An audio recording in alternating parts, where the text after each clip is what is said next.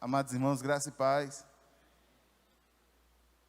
Eu gostaria que você abrisse a sua Bíblia no livro de Atos, no capítulo 10.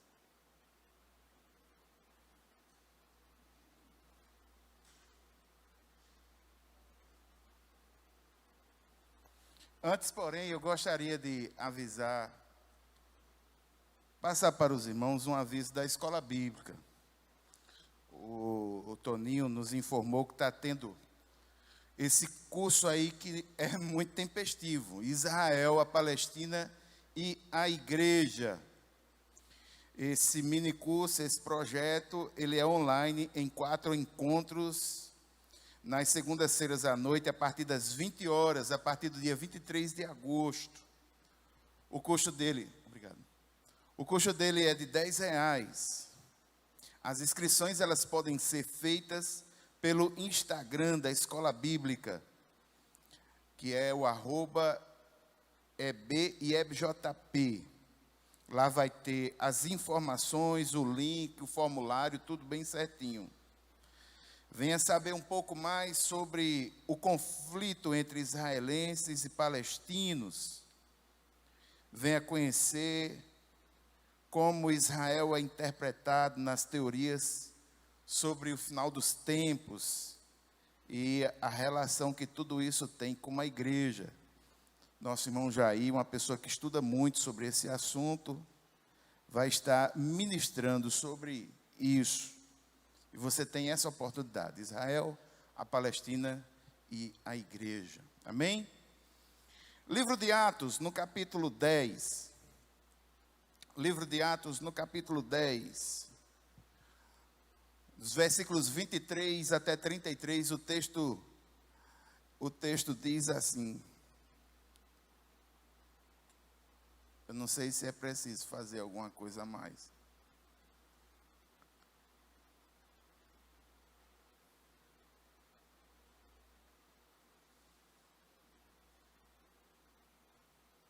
Pegou.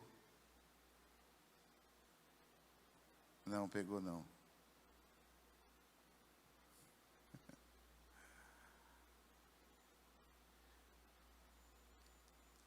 Quando você usa esse aqui pela primeira vez, que dá o primeiro toque, ele treme um pouquinho. Essa vez não tremeu. Vá passando aí. Livro de Atos, no capítulo 10, versículos 23, o texto diz assim: Pedro, então, convidando-os a entrar, hospedou-os. No dia seguinte, Pedro se aprontou e foi com eles. Também alguns irmãos dos que moravam em Jope foram com ele. No dia seguinte, Pedro chegou a Cesareia. Cornélio estava esperando por eles, tendo reunido os seus parentes e os amigos mais íntimos. Quando Pedro estava por entrar, Cornélio foi ao seu encontro e, prostrando-se aos pés dele, o adorou. Mas Pedro o levantou, dizendo: levante-se, porque eu também sou apenas um homem. Falando com ele, Pedro entrou, encontrando muitos reunidos ali, a quem se dirigiu, dizendo: vocês bem sabem que um judeu está proibido de se juntar a um gentio ou de entrar na casa dele. Mas Deus me mostrou que não devo considerar ninguém impuro ou imundo. Por isso, uma vez chamado, vim sem vacilar. E agora eu pergunto: por que motivo vocês mandaram me chamar?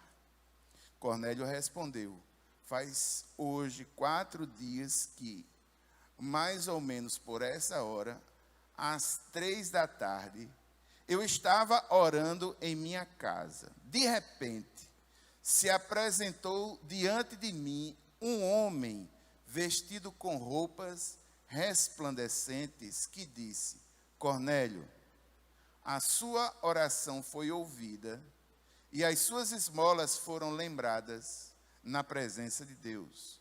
Envie, pois, alguém a Jope e mande chamar Simão, que também é chamado de Pedro. Ele está hospedado na casa de Simão, curtidor, à beira-mar. Portanto, sem demora, mandei chamá-lo. E você fez muito bem em vir. Agora estamos todos aqui na presença de Deus, prontos para ouvir tudo o que o Senhor ordenou a você. Curva a sua cabeça por um instante. Pai, muito obrigado, Senhor, por essa porção da tua palavra lida. E nós queremos te pedir, Deus, que o Senhor a ilumine em nossa alma. Nós oramos no nome de Jesus. Amém. Pode passar. Irmãos, esses textos bíblicos, eles têm uma particularidade. Quando eles foram escritos, os textos bíblicos do Novo Testamento, do Antigo Testamento, os que são autográficos, aqueles que são os originais, nas línguas originais, eles são textos chamados textos unciais. O que isso quer dizer? São textos que, na sua escrita, eles foram escritos todos em letras maiúsculas e sem os espaços, para que pudesse ter um melhor aproveitamento da área onde era impressa. Essa divisão das palavras, a divisão entre capítulos e versículos, ela surge muito depois. E aqui e ali, irmãos, nós temos um pequeno fenômeno que você vai ver hoje. Muitas vezes, nós vemos que, por exemplo, um capítulo, ele não encerra um assunto. Os livros que nós lemos, que não são textos bíblicos, geralmente você vai no sumário, aí tem capítulo 1, tal assunto, e o assunto tem começo, meio e fim. Capítulo 2, tal assunto, e o assunto tem começo, meio e fim. Nos textos bíblicos, isso não ocorre com muita facilidade, em virtude da gênese dos textos terem sido logo no início, textos unciais. Aí o que é que acontece no versículo 23?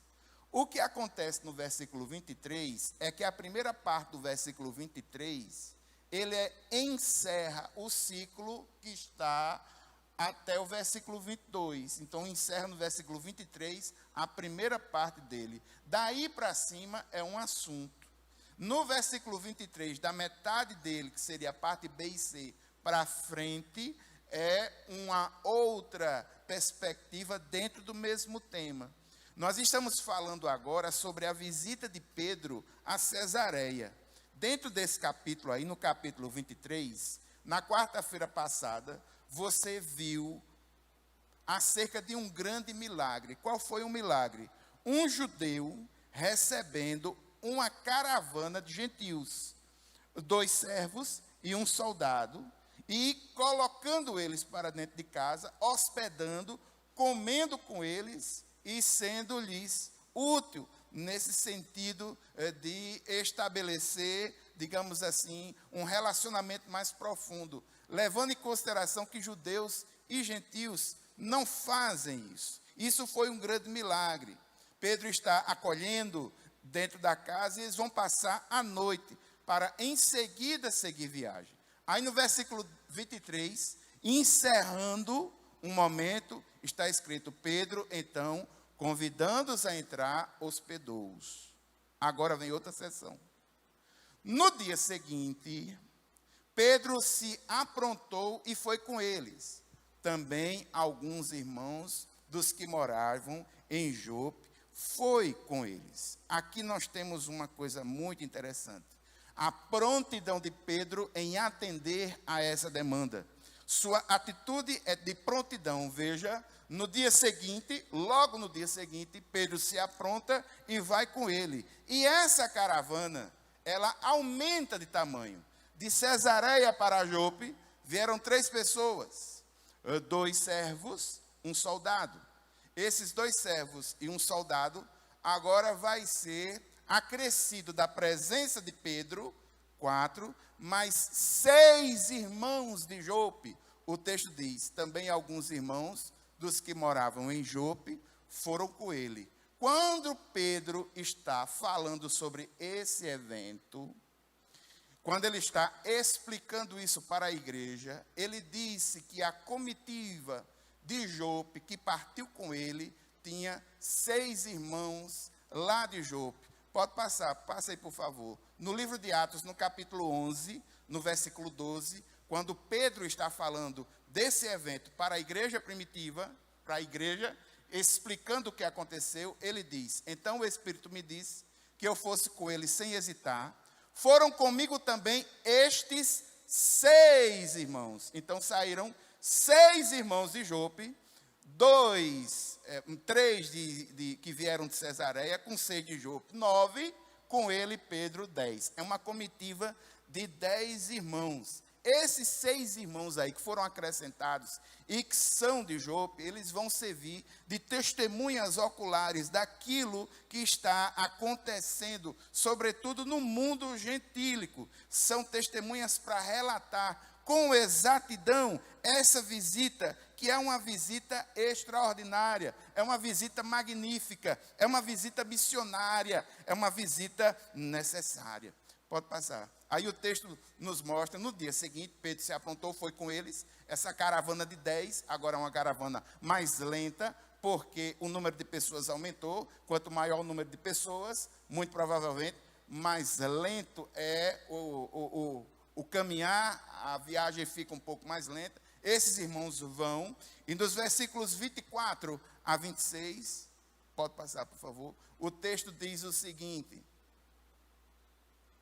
no dia seguinte, ou seja, já passou mais um dia, no dia seguinte, Pedro chegou a Cesareia, 60 quilômetros entre Jope e Cesareia. Eles chegaram, uma rotina seguida de 10 horas de viagem a pé. Cornélio estava esperando por eles, tendo reunido os seus parentes e os amigos mais íntimos. Quando Pedro estava por entrar, Cornélio foi ao seu encontro e, prostrando-se aos pés dele, o adorou. Mas Pedro o levantou, dizendo: levante-se, porque eu também sou, eu também sou apenas um homem. Irmãos, aqui é interessante, que nós temos aqui 2 observações muito importantes. A primeira observação, irmãos, é acerca da vida de Cornélio. Cornélio, ele é uma pessoa importante e já tinha adquirido estabilidade em Cesareia. Como é que você chega a essa conclusão, pastor? Veja a primeira observação. Nós conseguimos perceber que Cornélio já mora há alguns anos nessa cidade, porque ele conseguiu levar para lá os seus parentes. Isso é um caso extraordinário. E vocês sabem, irmãos, que os soldados que servem no exército, eles andam muito de lugar quando são engajados. Eles demoram um pouco nos lugares, e não é diferente nessa época. Nessa época, os soldados, os generais, eles andavam muito para fixar uma residência fixa, ao ponto de ter toda a sua parentela junto com ele. Isso é algo no mínimo inusitado. E o texto me mostra que havia uma certa estabilidade de Cornélio nesse lugar, porque ele já tinha levado os seus parentes para morar com ele. Então ele está estável, ele é economicamente estável, ele exerce uma função importante. E uma outra prova de estabilidade, irmãos, é que, não obstante ele ter levado os seus parentes para morar com ele, ele conseguiu estabelecer relacionamentos de amizade mais íntimos no lugar aonde ele está. Perceba que o texto diz assim: Cornélio estava esperando por eles, tendo reunido um grupo, seus parentes, e o outro grupo, os amigos mais íntimos. Irmãos, para um soldado que já tem dificuldade de locomoção, ele chegar a obter um círculo íntimo de amizades, no nível em que, em tese, esse texto dá a entender, e é um número aproximadamente, é um número bem significativo, a gente pode dizer. Isso prova a permanência de Cornélio, a influência, a importância, e faz tempo que ele está nesse lugar. Irmãos, Cornélio, ele é um homem estratégico para a expansão do evangelho em Cesareia. Agora vamos à atitude no versículo 25. A atitude é o seguinte: quando Pedro estava por entrar, Cornélio, que estava esperando por ele, faz algo inusitado para nós. Ele foi ao seu encontro e, prostrando-se aos pés dele, o adorou. Irmãos, me perdoe a franqueza, mas aqui a gente vê um encontro de duas culturas. Alguém que é gentil, que é simpatizante do judaísmo, mas ele não é judeu. A gente vê aqui alguém que ele está dando o que ele tem. E o único jeito que ele sabe para honrar uma outra pessoa, sobretudo dentro da cultura romana, querendo honrar, a gente dá o que tem. Então o que é que ele tinha? Ele queria agradar, e a única forma que ele viu de agradar foi, bem, se ele vem em nome de Deus, então já vou começar por aqui. Então já foi logo se ajoelhando. Agora veja que situação um pouco estranha para Pedro. Quando Pedro entra e vê isso, ele fica um pouco espantado. Por quê, irmãos? Porque um general, um centurião, alguém responsável, alguém de porte, está se ajoelhando, se prostra, oferecendo respeito. Cornélio não sabe outra forma, ele quer agradar, ele é imaturo, ele dá o que ele tem. Aí Pedro, como um judeu crente, e que entende que deve adorar apenas a Deus, se sente no mínimo desconfortável com aquilo ali, e automaticamente ele vai e levanta Cornélio, dizendo: rapaz, levante, porque eu sou apenas um homem. Eu quero dizer, irmãos, que isso aqui não aconteceu só aqui, não. Quando Daniel, ele interpretou os sonhos de Nabucodonosor, porque lá no livro de Daniel, no capítulo 2, vai mostrar que esse sonho de Nabucodonosor, ele foi interpretado de uma forma muito inusitada. Por quê? Porque Daniel, ele tinha que dizer o que foi que Nabucodonosor sonhou, e depois de dizer o que Nabucodonosor sonhou, ele tinha que interpretar. Quando Daniel disse qual foi o sonho e ainda por cima interpretou, Nabucodonosor fez a mesma coisa que o centurião fez aqui diante de Pedro. Ele foi lá e se ajoelhou para adorar. A mesma coisa, Daniel capítulo 2, versículo 46. Aqui no livro de Atos, muitas pessoas vão fazer isso.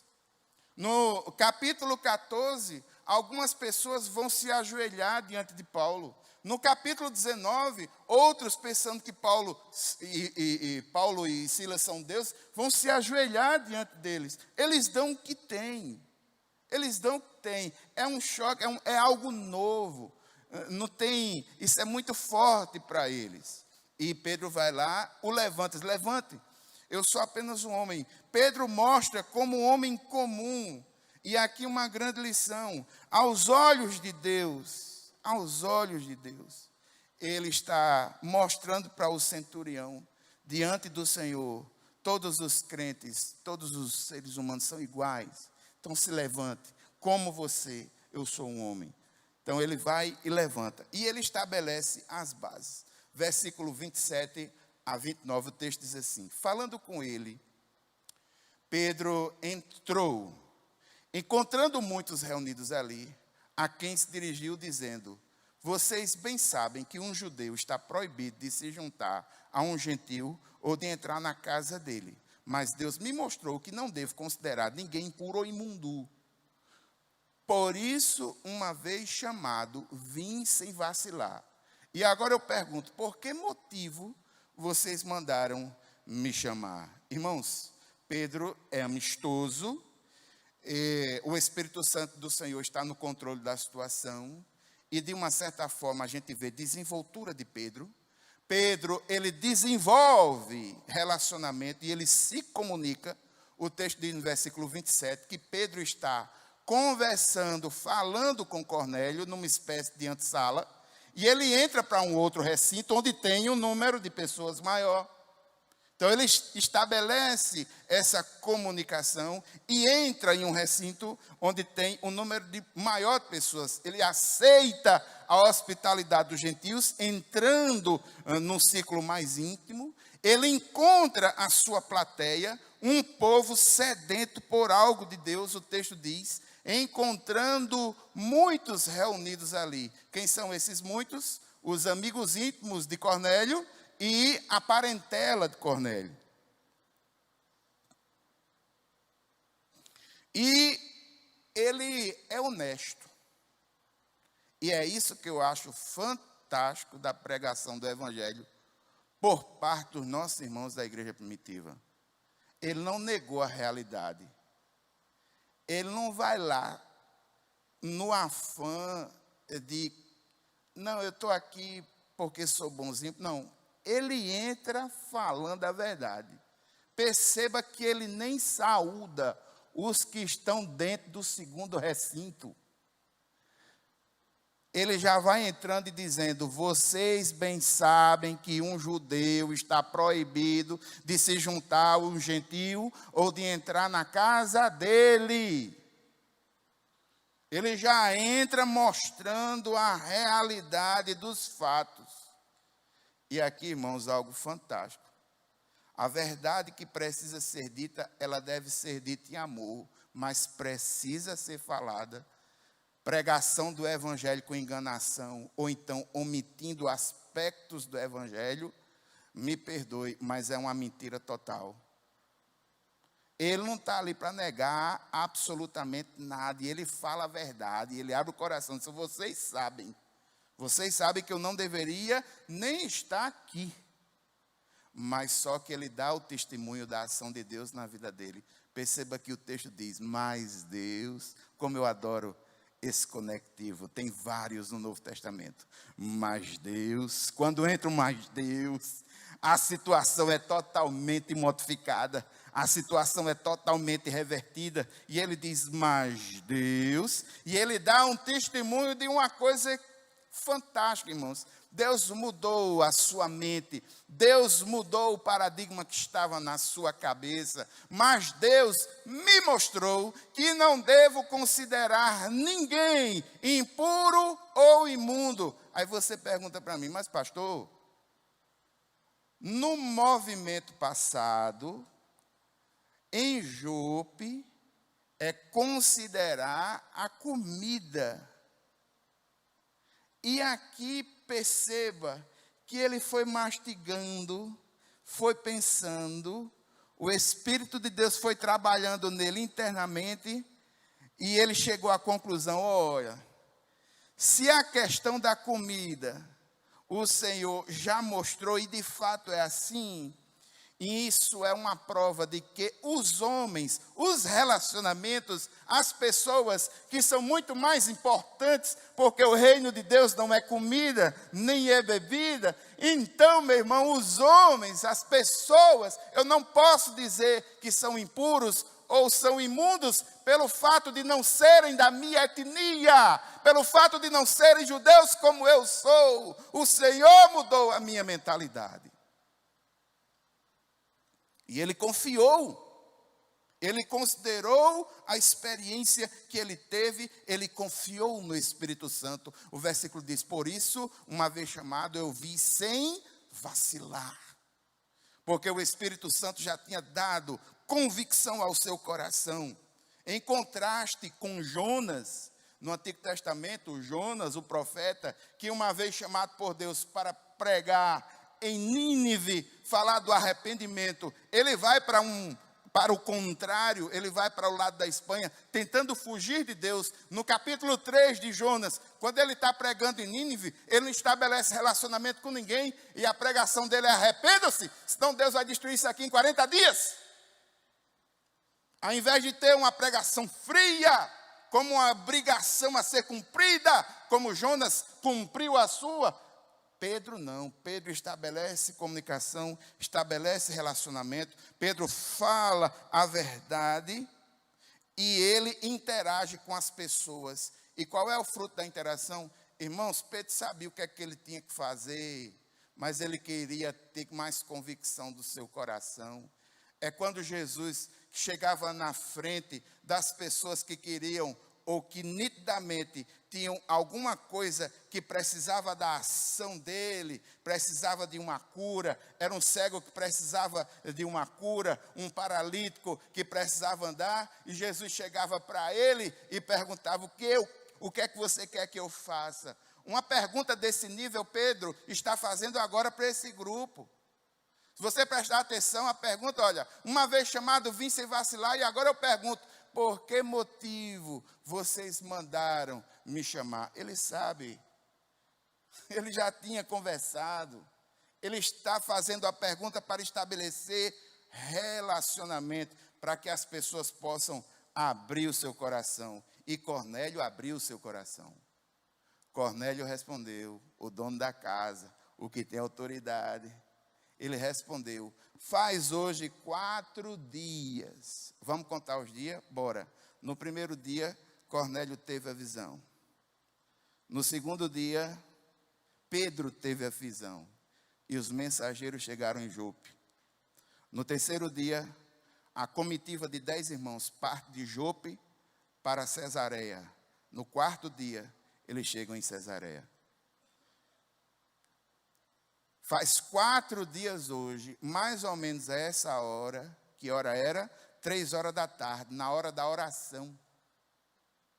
Então, irmãos, é compreensível entender, e é razoável entender, que Cornélio estava já reunido com esse povo. Eu particularmente acredito, pela forma piedosa de como Cornélio trata as questões do seu relacionamento com Deus, eu entendo que ele estava em expectativa, em oração, dentro do seu coração para esse grande encontro.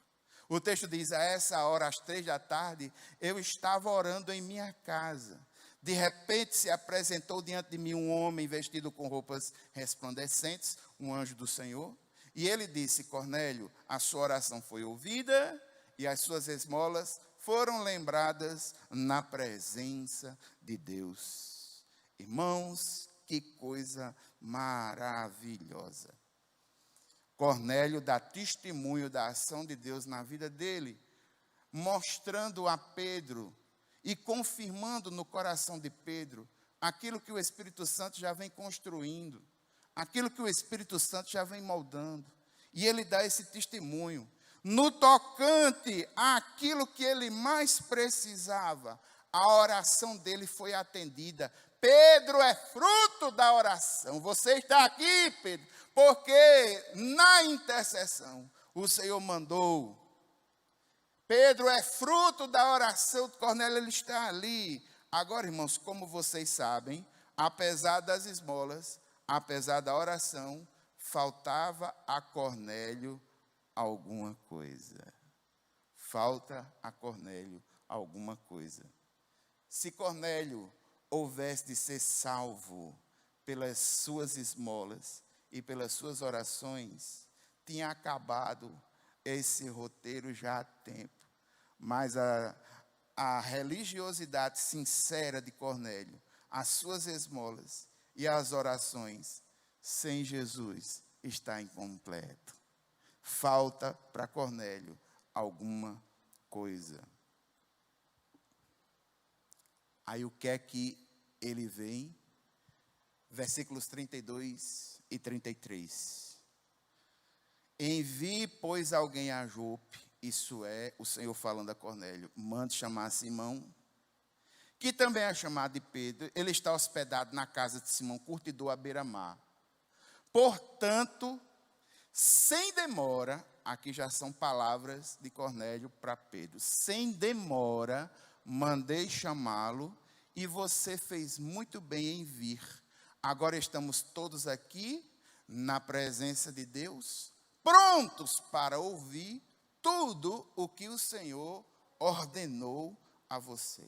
Irmãos, mais traços da vida de Cornélio que marcam como esse cara é legal. Ele é diligente. Quando o Senhor fala com ele, rapidamente ele tenta colocar em prática o que o Senhor havia lhe dito. O texto começa dizendo: portanto, sem demora, versículo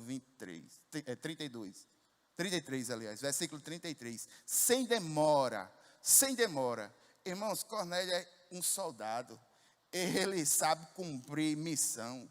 Passou a missão para ele, ele vai e executa. E ele faz de forma diligente, sem demora. Ele é um cara de atitude. O texto diz: mandei chamá-lo.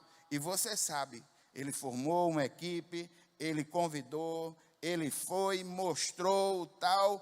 As pessoas foram lá, trouxeram Pedro.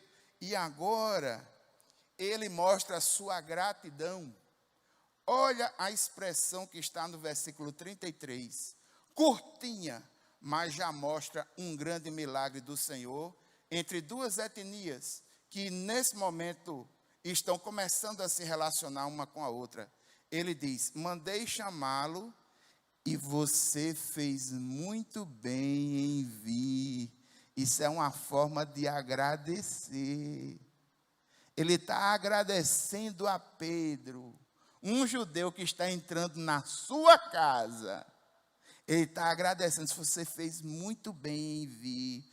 Isso é uma palavra de gratidão. E ele está com uma expectativa forte no seu coração.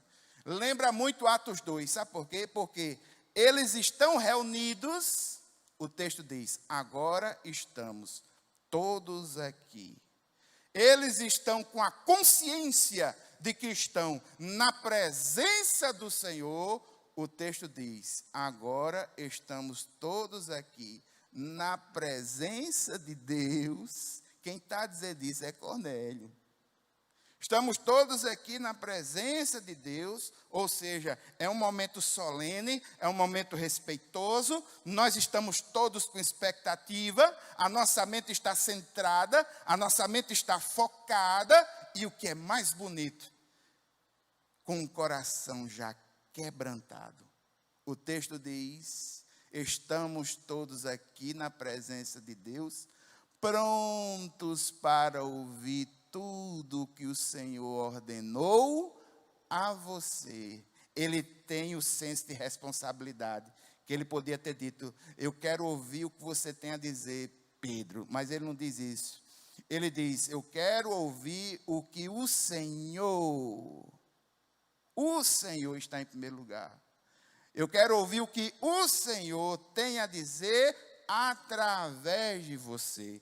Ele é uma pessoa de discernimento, apesar de ser imaturo, apesar de estar sendo trabalhado pelo Espírito Santo de Deus, mas ele tem umas pontinhas de discernimento. Ele não é uma pessoa alienada, não, ele sabe o que está fazendo. Irmãos, que oportunidade Pedro agora tem para pregar a palavra do Senhor. Um público com expectativa. Um público com um desejo intenso de ouvir o Evangelho. Que satisfação para o coração de Pedro. Cornélio declara que aquele ajuntamento de pessoas está ali para ouvi-lo falar o que o Senhor tem para falar através dele. É por isso que ele entende que esse momento é sagrado e que está numa presença sagrada. Isso quer dizer que Deus vai falar com eles por intermédio do seu servo, que é Pedro. Irmãos, uma das grandes dificuldades que eu tenho para trazer esse estudo na quarta-feira é dimensionar a quantidade de versículos para a mensagem dar 1 hora.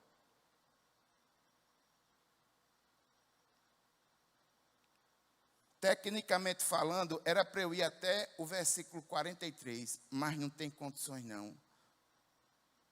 Esses 10 versículos, nós temos muitas lições espirituais para nós hoje. Olha que coisa linda. 2 pontos fundamentais. Em primeiro lugar, irmãos, entenda isso.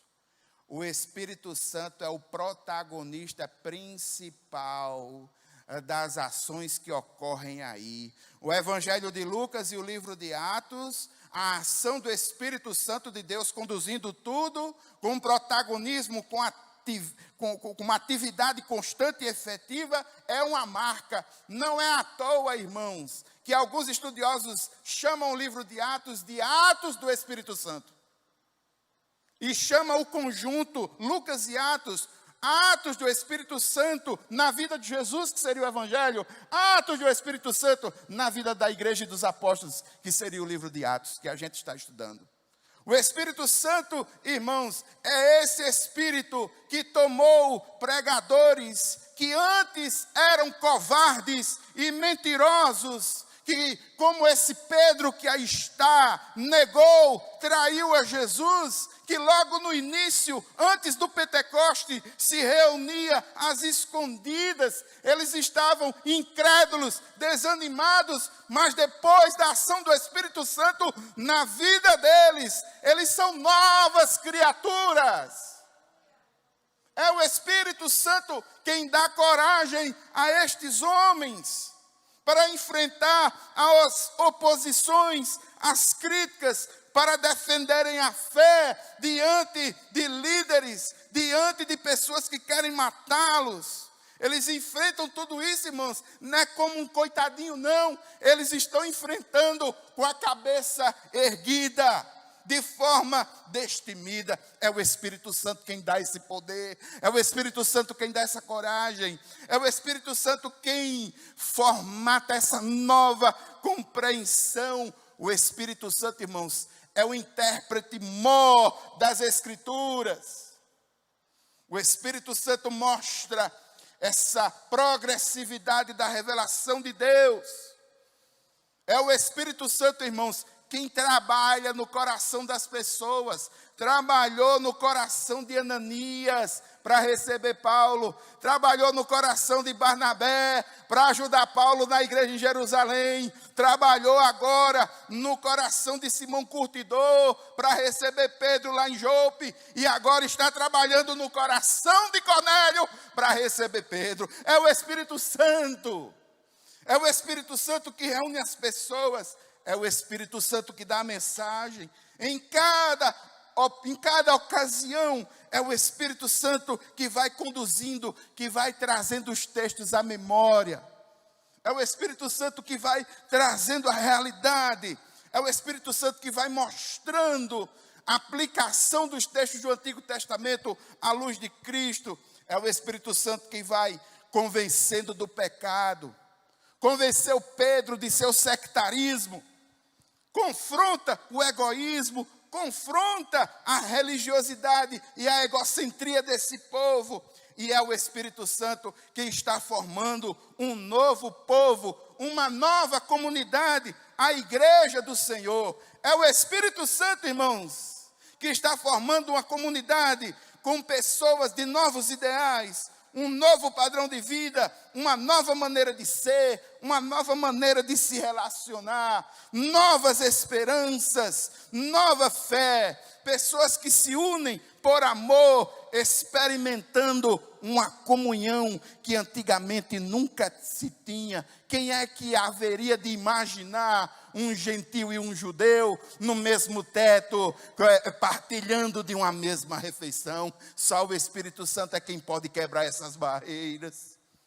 É o Espírito que aproxima as pessoas, que une umas às outras e que une ambas a Deus.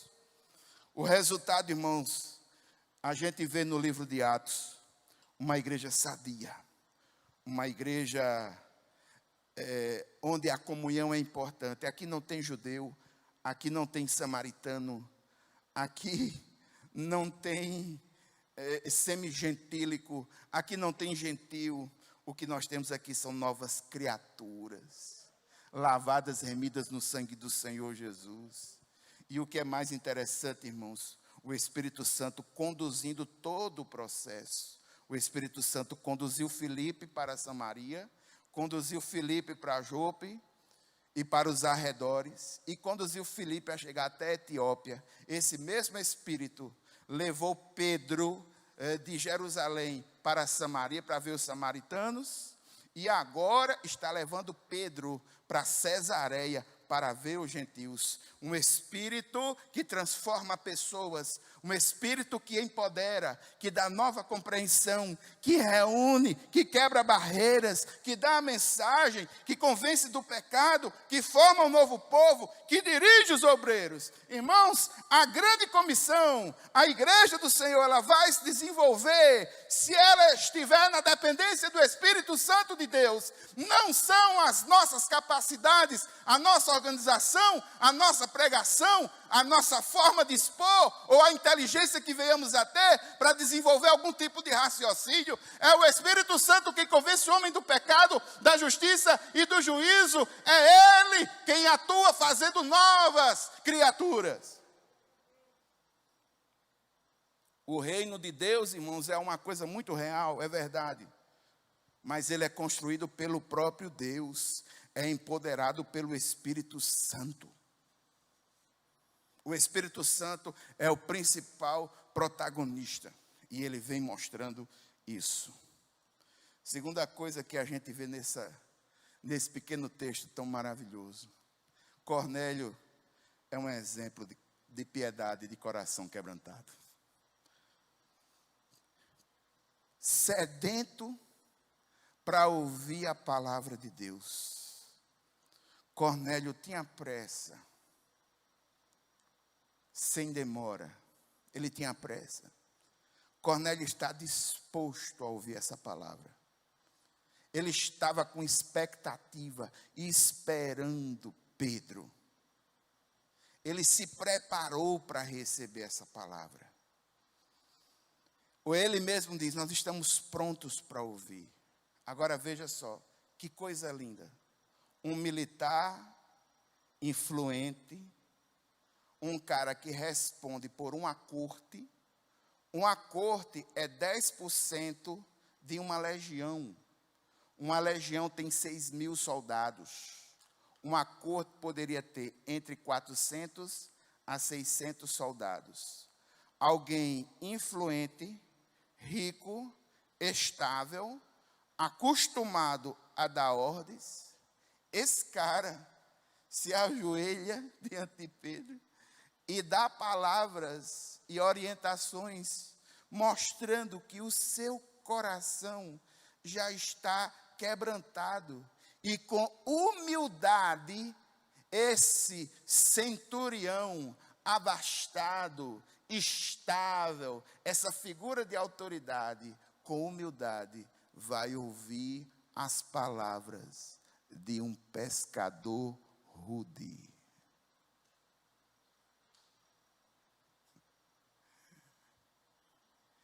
Irmãos, tem gente na igreja que não quer ouvir muitas vezes nem os pastores da própria igreja. Quem é fulano? Quem é que vai pregar domingo? Ah, é fulano, vou não. Ixi. Quem é? Fulano, vou nada.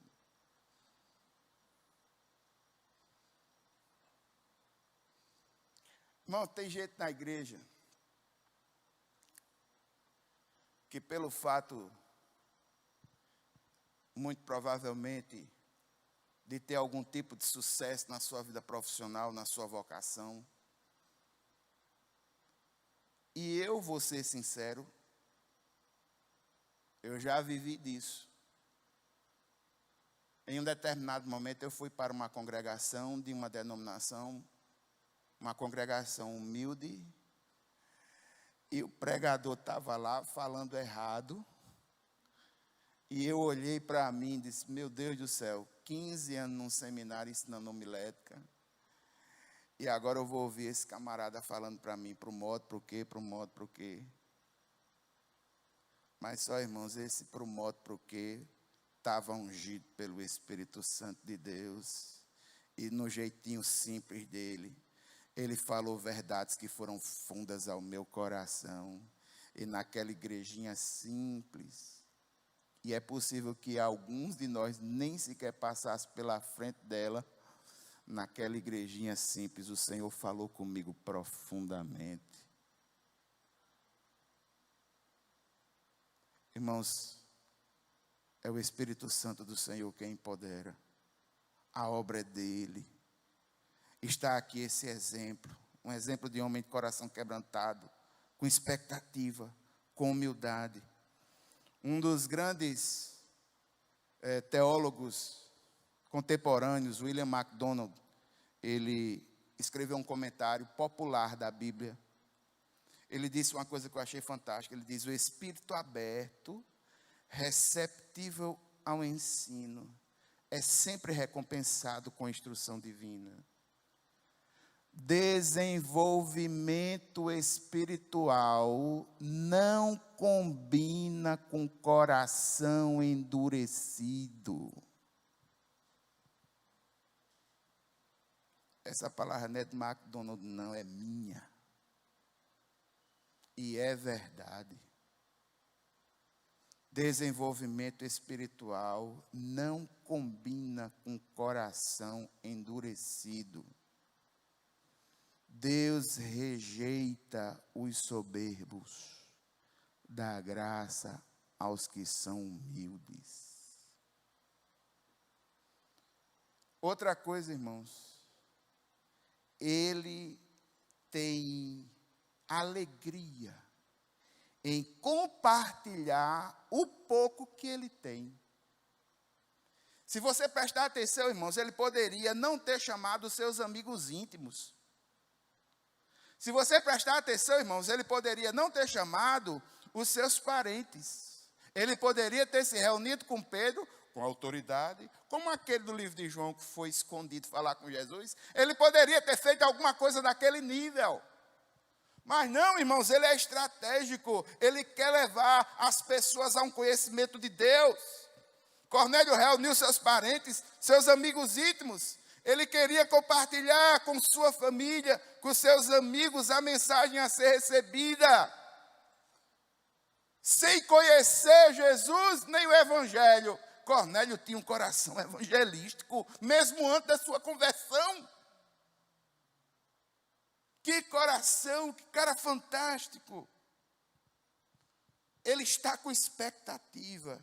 E aqui, irmãos, vem a grande lição para nós na igreja hoje.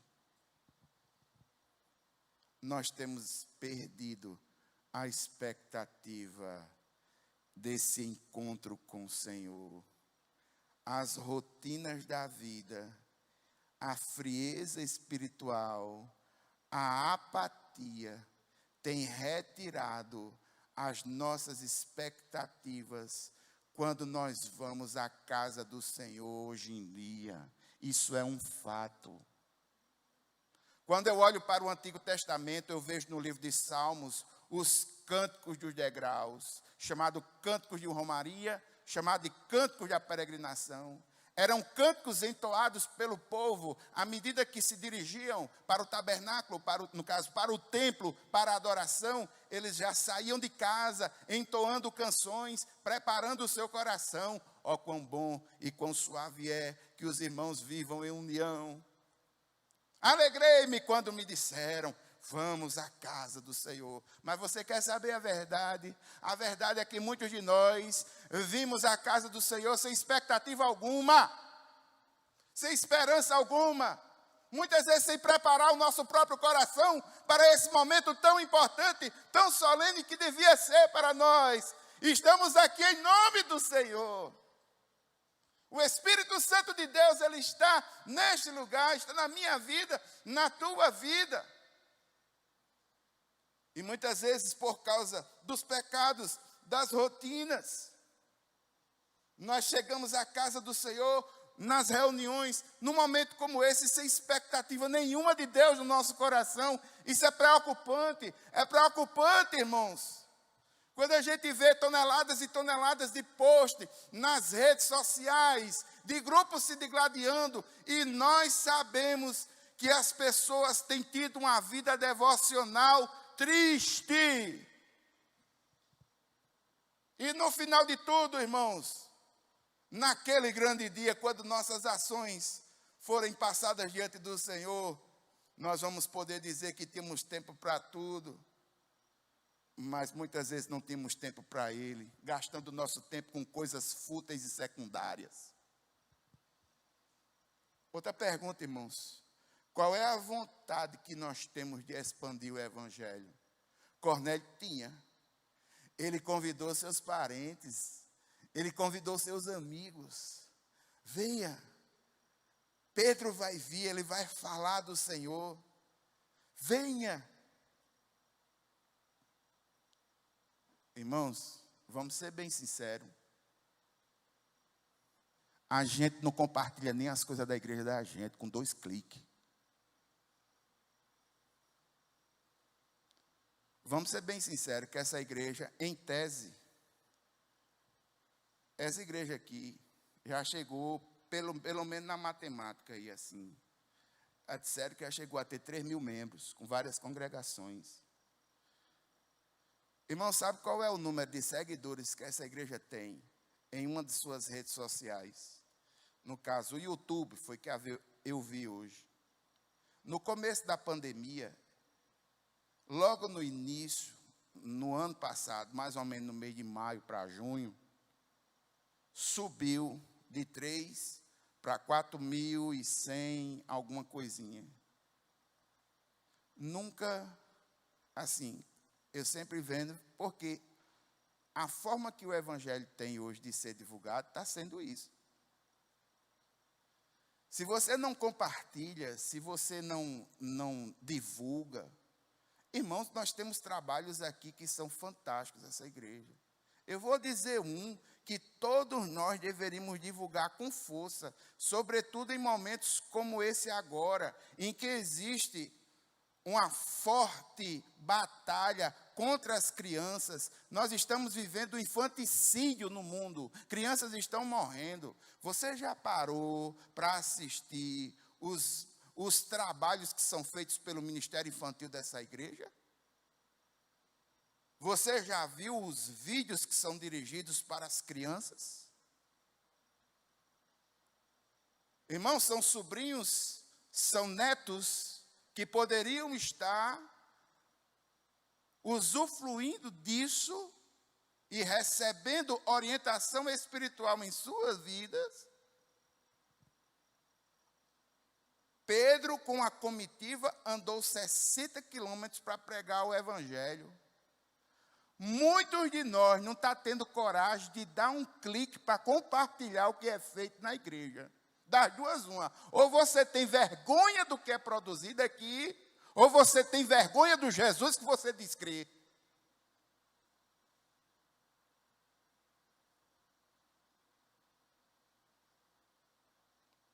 Me dói no coração quando eu vejo pessoas dessa igreja compartilhando coisas que são de outras igrejas, de outros ministérios. Compartilhe, meu irmão. É bom, é palavra do Senhor, mas por que não compartilha da gente?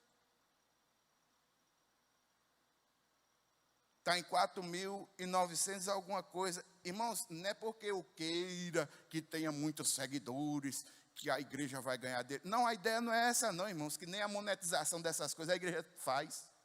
É compartilhar o Evangelho de uma forma dessa geração, como se faz, como essa geração compartilha hoje. O modelo é esse, a forma é essa. Se você não tem a coragem e a ousadia de caminhar 60 quilômetros para chegar num grupo e pregar como Pedro fez, um clique, copiar e colar, uma divulgação, muitos de nós não temos feito.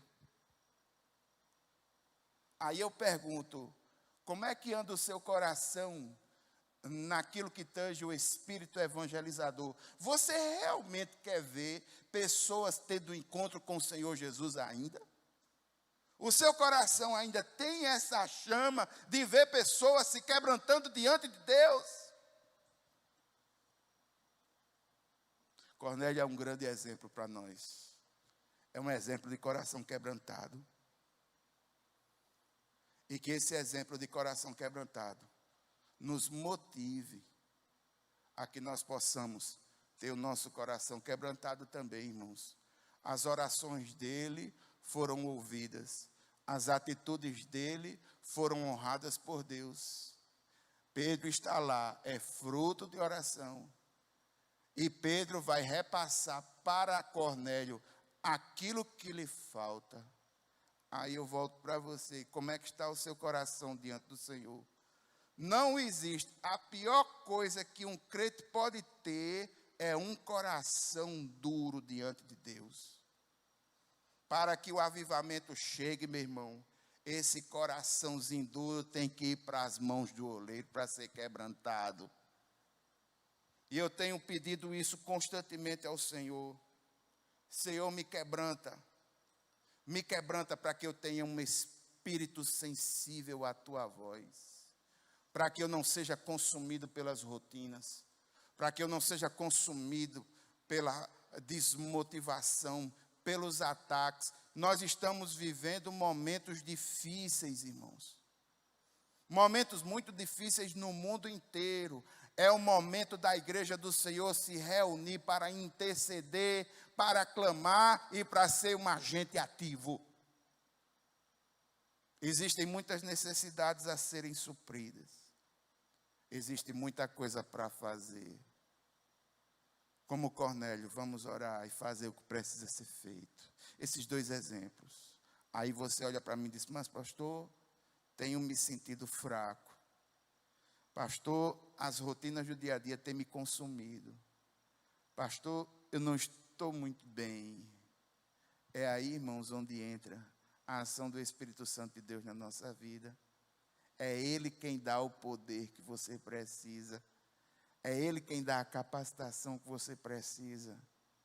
É no quebrantamento dEle, na iluminação dEle, que você vai entender a palavra e colocar em prática. Quando as pessoas perguntarem a você qual é a razão da fé que está no seu coração, é esse Espírito que vai iluminar a tua mente e você vai poder dar testemunho com eficácia.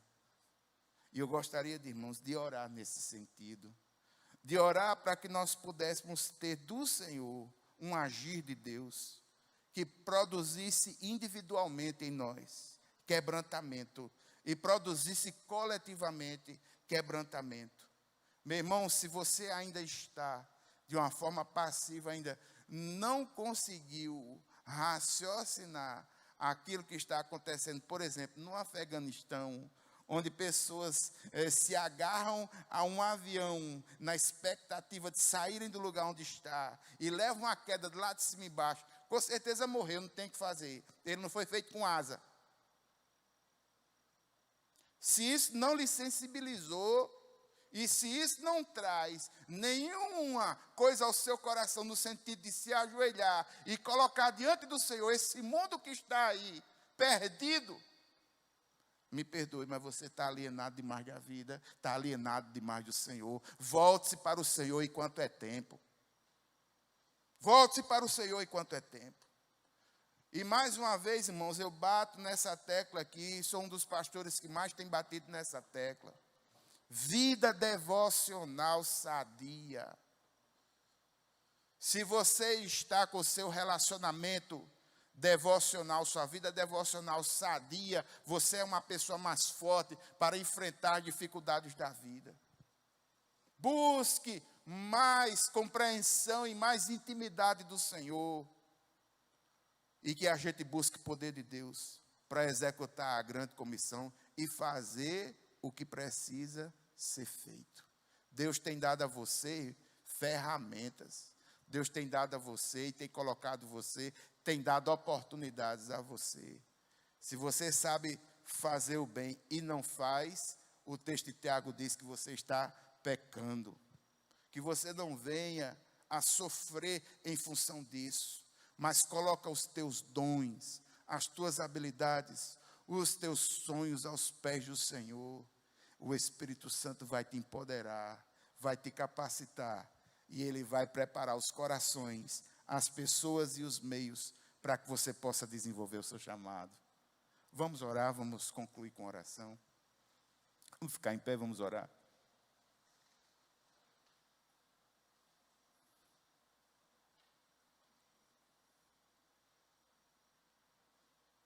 Pai eterno e santo, Deus poderoso, muito obrigado, Senhor.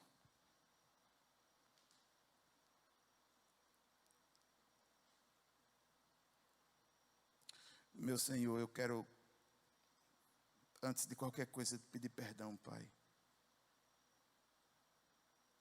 Esses exemplos que a gente vê, Senhor, da igreja primitiva, dos apóstolos, caminhando dias inteiros sob o sol escaldante, muitas vezes tendo fome, vivendo sob pressão, sendo açoitados para pregar a Tua palavra. E a gente, de forma confortável, reclama quando a igreja só tem ventilador e não tem ar-condicionado. Meu Senhor, nos perdoa, Pai, quando a gente vê no século I igrejas que estavam passando por situações difíceis, como a igreja em Jerusalém, e o Senhor levanta igrejas em outros lugares, como Corinto, como Filipenses, para ajudar as igrejas mais pobres. Enquanto aqui, no nosso estado, trabalhos pequenininhos no interior estão sendo fechados, porque não tem mais condições financeiras de ir adiante. Perdoa, Senhor. Perdoa, Pai. Perdoa, Senhor, mas nós te pedimos que o Senhor nos renove, nos restaure. Senhor, renova no nosso coração essa vontade, essa sede de Deus, essa sede de te buscar. Afasta, Senhor, do nosso coração toda frieza e toda apatia que nos separa de ti. Trabalha, Senhor, em cada um de nós. Trabalha, Senhor, na nossa vida. Trabalha, Senhor, para que nós possamos ser um exemplo. Levar pessoas de nossa família a ti. Levar os nossos amigos a ti. Senhor, nos ajuda a ser como Cornélio foi. Um exemplo. Levando pessoas para te conhecer. E nesse momento eu quero te pedir, meu Deus, meu Pai, por cada filho teu aqui neste lugar, que na sua família tem pessoas que ainda não ouviram falar de Cristo. E nós sabemos que é difícil falar do Evangelho dentro da família. Eu quero te pedir, meu Deus, que o teu Santo Espírito levante pessoas para falar dessa mensagem do Evangelho e que esse Espírito possa estar convencendo do pecado, da justiça, do juízo e trazendo para os teus pés. Meu Deus, meu Pai, eu quero te pedir, Senhor, que o Senhor restaure a nossa vontade de orar.